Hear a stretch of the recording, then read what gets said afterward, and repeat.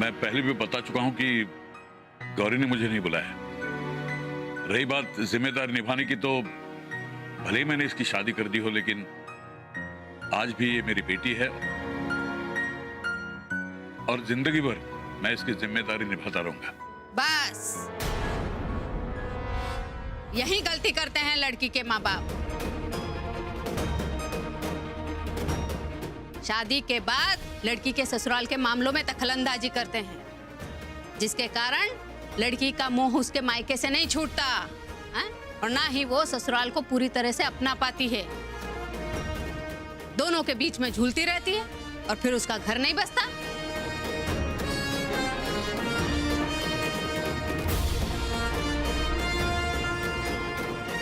नहीं, ऐसा नहीं माता जी।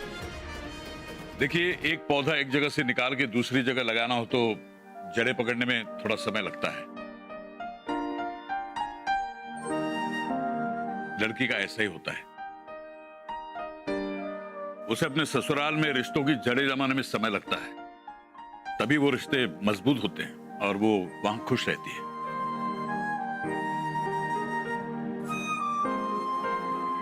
आपके कहने का मतलब ये है कि गौरी यहाँ खुश नहीं है? नहीं बाबूजी, मैं खुश हूँ, सच में मैं बहुत खुश हूँ। मुझे कोई कमी नहीं है। खोटो बोलना कुछ घाबरायचं काही कारण नाही आहे। शिवने तुला नोकरी सोडायला जबरदस्ती केली आहे। तुझं आणि शिवचं फोनवरचं भांडण ऐकलंय मी।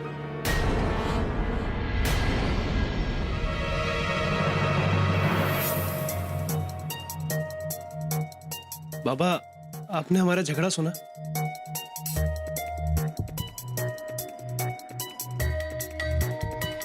हे भगवान, आपने इन लोगों की बातें सुनी? नहीं भाई साहब, आपको ऐसा नहीं करना चाहिए था। मतलब अपने दामाद और बेटी की बातें आपको नहीं सुननी चाहिए थी, और ना ही बिना बताए बेटी के ससुराल में आना चाहिए था। जय गंगे माता जी।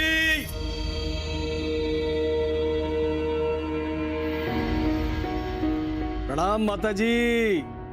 खुश रहिए। जीजा जी, अब ये बिना बताए अचानक कैसे आ गए?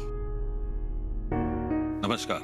आहा, सावंत साहब कहाँ कहीं आ गए हैं? भाई, हमको भरोसा था कि आप आदमी समझदार हैं, अवश्य आएंगे। जब आप आ गए हैं तो अपनी लाडली बिटिया को समझाइए जरा। कहाँ कहीं साले साहब, हमने इनको फोन किया था।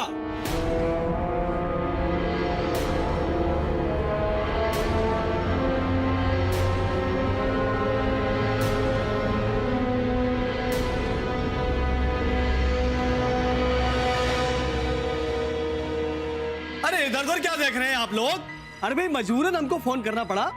भाई, गौरी बहू ने हमारा तो सम्मान रखा नहीं और आप लोगों की बात सुनी नहीं, तो हमने सोचा अपने बाबा की बात मान लेगी, इसलिए हमने फोन कर दिया। वाकई अब तो आपको यकीन हो गया ना कि गौरी ने मुझे फोन करके नहीं बुलाया? ठीक है सावंत साहब, हम मानते हैं कि गौरी ने आपको फोन करके नहीं बुलाया, लेकिन माफ कीजिएगा, बुलाया तो आपको जीजा जी ने भी नहीं। 16 आने सही कहा साले साहब। बैठ जाइए सावंत साहब, बैठिए। तो फिर आप अचानक ऐसे? लेकिन जिस तरह से इन्होंने मुझसे कहा, मुझे चिंता हो गई।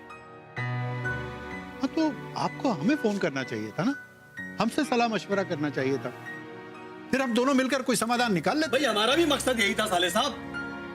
हमने ये थोड़ी कहा था कि गौरी बहू को समझाने के लिए दंदनाते बनारस चले आओ। कहा कहीं अब मैं आ गया हूं तो आप बताएंगे क्या शिकायत गौरी के बारे में? सावंत साहब, अपनी बात शुरू करने से पहले मैं एक बात साफ कह देना चाहता हूं। जी कहिए। मुझे किसी तरह का दुराब छुपाव अच्छा नहीं लगता है। कहा कहीं और आपकी बिटिया यही कर रही है। हमारे पूरे खानदान में आज तक किसी औरत ने नौकरी नहीं की, ना ही करेंगी। और यही बात भाभी श्री और माता जी ने गौरी बहू को अच्छी तरह से समझा दी थी। इसके बावजूद भी इसने झूठ बोला। यहां से बोलकर गई कि मैं इस्तीफा देने जा रही हूं और वहां जाके नौकरी ज्वाइन कर ली।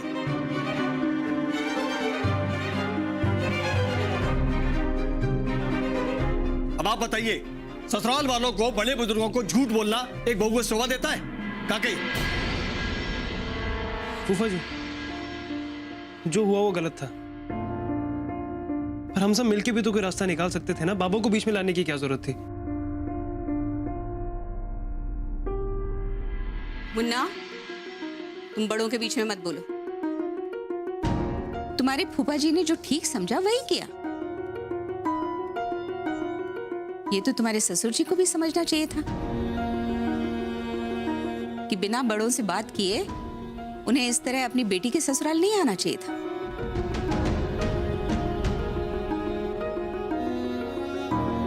माफ कीजिएगा भाई साहब, हमारी बेटी उर्मिला भी इसी शहर में ब्याही है, लेकिन हम उसके यहाँ बिना फोन किए नहीं आते जाते, क्योंकि यही यहाँ का कायदा है। यहाँ ऐसा ही होता है भाई साहब। लेकिन बस इतनी सी बात ना आपकी बेटी समझने को तैयार है, ना आप समझने को तैयार है।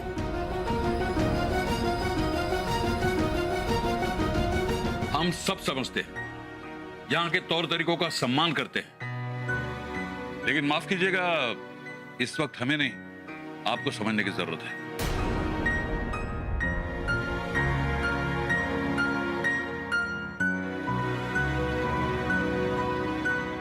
मैं फोन किए बिना यहाँ आ गया, इसलिए मैं माफी चाहता हूं, लेकिन आप सब भी समझने की कोशिश कीजिए। अब जमाना बदल चुका है। हमने लड़कियों को समान अधिकार दिए हैं और देने भी चाहिए।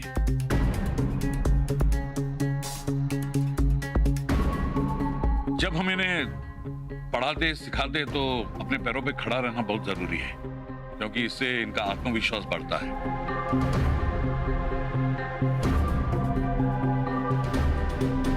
आप सब लोग जानते हैं कि जब जब हमारे घर पर मुसीबत आई तो गौरी की आजी और आई ने बड़े आत्मविश्वास के साथ मुझे सपोर्ट किया था। लेकिन सावंत साहब, यहाँ का दस्तूर है कि मर्द के होते हुए औरत से सहारा नहीं लिया जाता। इसे मर्द की कमजोरी समझा जाता है।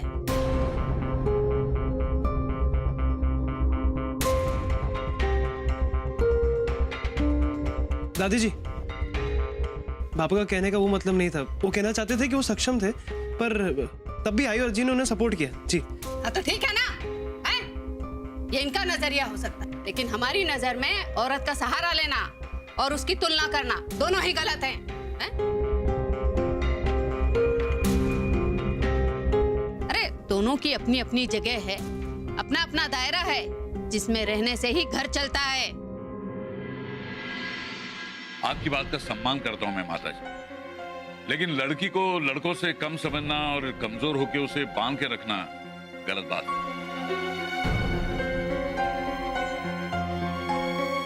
क्योंकि हर मामले में लड़कियां लड़कों से कम नहीं, आगे ही होती हैं।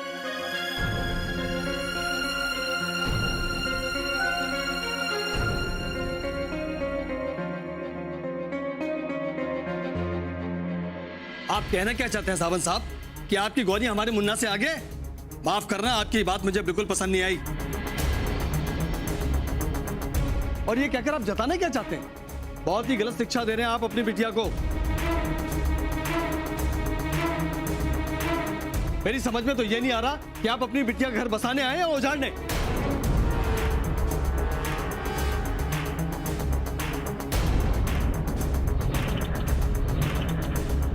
नहीं फूफा जी, बाबा के कहने का वो मतलब नहीं था। तुम चुप रहो मुन्ना, बार बार बीच में बोल पड़ते हो। हम तुम्हारे फूफा हैं, तुम्हारा अच्छा बुरा अच्छी तरह से जानते हैं। अरे ऐसे ही बाप होते हैं जो अपनी बेटी का घर नहीं बसने देते। क्या चाहते हो? मैं अपनी बेटी का घर बसने नहीं दूंगा। बाप हूं मैं उसका, दुश्मन नहीं। बाबा ये बात तो... आप बहुत गलत बात कर रहे हैं भाई साहब। माफ कीजिएगा सावंत साहब, इस बार गलती आपकी है। इनकी बात सुनकर आप सीधे यहाँ चले आए, हमसे बात तक नहीं की आपने। आपको हम पर विश्वास नहीं है? विश्वास है, लेकिन एक बाप का दिल नहीं माना, इसलिए मैं चला आया।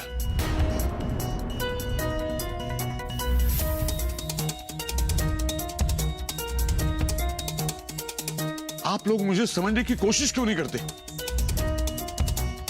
मुझे गौरी की चिंता हो रही थी। इतनी चिंता करने की आवश्यकता नहीं है सावंत साहब। आपको कहा कही, हम गौरी के दुश्मन नहीं है जो बात बात पर उसको परेशान करेंगे।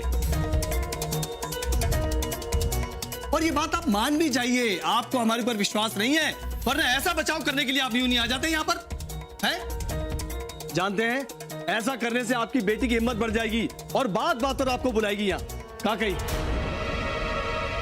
मेरी गौरी ऐसी नहीं है, मुझे पूरा विश्वास है इस पर। बाबा ऐका ना। देखा, इनको अपनी गौरी बिटिया पर विश्वास है, हम लोगों पर नहीं। सुन रही हो ना भाभी श्री?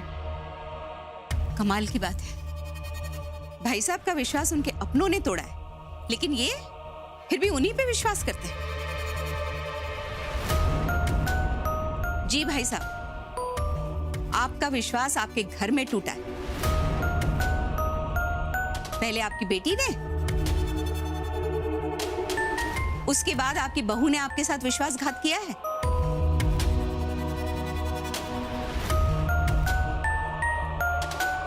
कहना क्या चाहती हैं आप? साफ साफ बताइए। देखिए, आपने अपनी बेटी पर विश्वास किया तो इसने ऐसे लड़के से शादी की जिसे वो ढंग से जानती भी नहीं। उसके बाद अपनी बहू पे विश्वास किया तो उसने तो आपका घर ही बेच दिया। और यहां तक आपकी बेटी के ससुराल नकली गहने भिजवाए।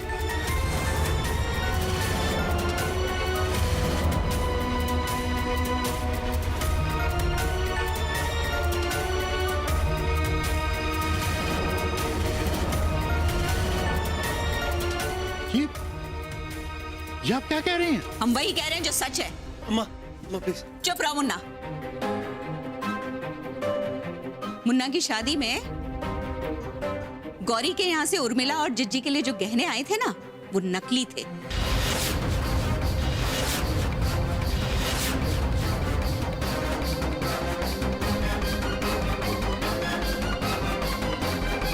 वो तो वक्त रहते हमने बदलवा दिया और बात को संभाल लिया, वरना आज उर्मिला और जिज्जी दोनों यहाँ मायके में बैठे होते। नकली जेवर, इतना बड़ा विश्वासघात, और आपने हमें बताया तक नहीं। कहा कही भाविश्री, वाह। जवाब दो जौनपुर वाली, इतनी बड़ी बात हमसे काहे छिपाई? माताजी, अगर आपको हम बता देते ना तो आपको अपने फैसले पर दुख होता। एकदम सही किया भाभीश्री। का कही, माताजी आपको वाकई में पछताना पड़ता कि आपने अपने पोते की शादी एक ऐसे परिवार में कराई है जहां बेटियों की कमाई खाई जाती है और जहां की बहू चोर और धोखेबाज है।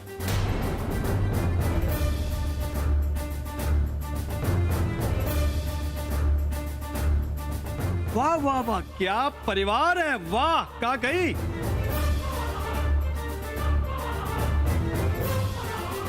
और एक बात और बता दूं आप लोगों को, ये जो सावंत साहब गौरी की वकालत करने यहां पर जो आए हैं ना, मुझे तो दाल में काला लग रहा है।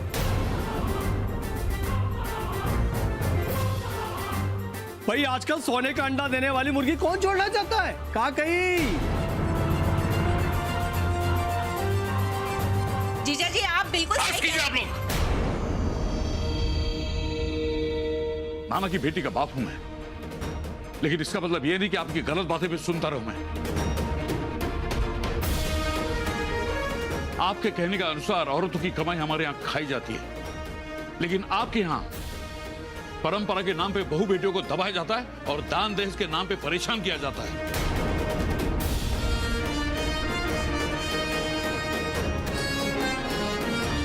लेकिन गलती मेरी है, ये फर्क मैं जानता था, फिर भी आप लोगों को संबंध जोड़ा।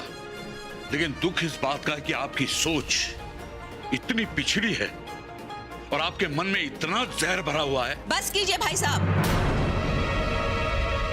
रहने दीजिए, हमारा मुंह मत खुलवाइए। सब जानते हैं आपकी बेटी की 2 बार शादी टूट चुकी थी।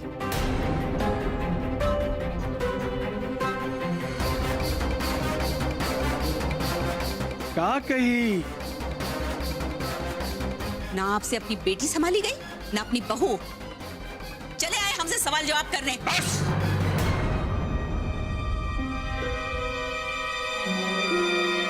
अब मुझसे बर्दाश्त नहीं होता। चल गौरी। बाबा ऐका ना तुम्ही, माझं ऐकून तरी घ्या। मला 3-4 दिवस इतक्या काळात नाही सुधारले, आता काय सुधारणार ते? तुम्ही ऐकून तर घ्या ना। बस, अब तू अनपढ़ औरतों वाली जिंदगी नहीं जिएगी, समझी?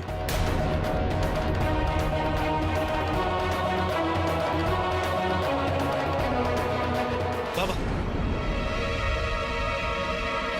तुमने मुझसे गौरी का हाथ मांगा था। तुमने ये भी कहा था कि हर हाल में उसका साथ दोगे। मैंने भरोसा भी किया, जबकि शादी के समय तुमने भरोसा तोड़ दिया, ये कह के कि शादी के बाद तुम बनारस में रहोगे। मैंने अपने सीने में पत्थर रख दिया, लेकिन अब मैं ये कर नहीं पाऊंगा। मैं तुमसे आखिरी बार पूछ रहा हूं, क्या तुम गौरी का साथ दोगे?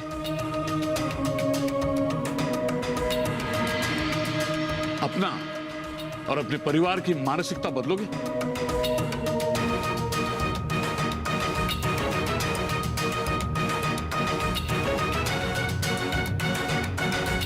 बोलो, बदलोगे? तब मैं गौरी को यही छोड़ जाऊंगा। बोलो,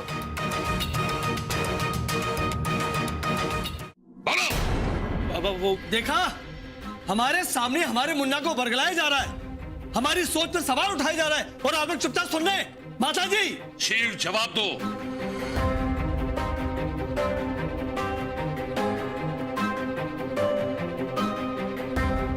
चल गौरी। बाबा सुनिए ना। बाबा प्लीज समझने की कोशिश कीजिए, गलत समझ रहे हैं आप। मैं बिल्कुल सही समझ रहा हूं। गौरी की हालत देखो, इसे यहां अपने हक की बात कहने तक की आजादी नहीं, जीने की आजादी तो दूर की बात रही।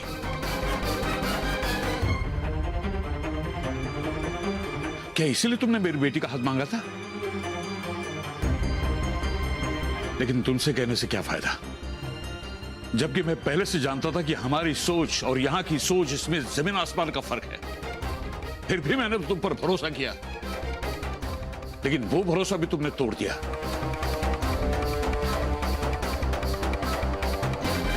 हाँ शिव, ये सच है। अब मुझे लगने लगा कि तुम मेरे भरोसे लायक थे ही नहीं। मैं तो यहां सिर्फ बात करने आया था, सबको अपना नजरिया समझाने आया था। लेकिन अब मुझे लगता है कि यहां बात करके कोई फायदा नहीं, क्योंकि सबने अपनी सोच को दायरे में बांध कर रखा है, और उस सोच में पूरी तरह से जहर भरा हुआ है।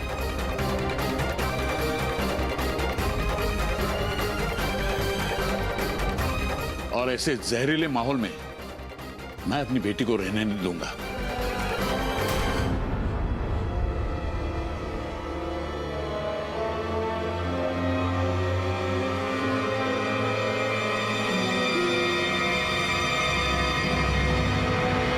चल गौरी, चल।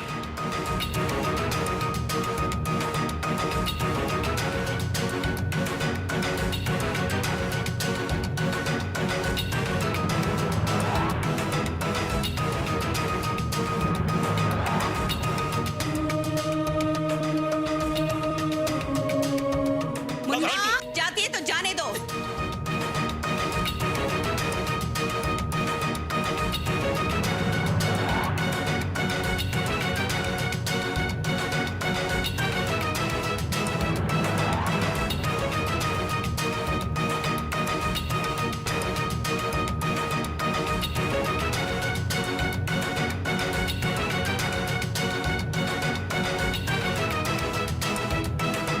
एक कदम भी बढ़ाए तो तुम्हें हमारी कसम है। बाबा प्लीज। हमारी खानदान के मान का वास्ता है, जाने दो उसे। बाबा की गलती है, गौरी जी की तो कोई गलती नहीं है ना अम्मा। तो जाओ रोक लो उसे, लेकिन उसके बाद अपनी अम्मा का मरा मुंह देखना।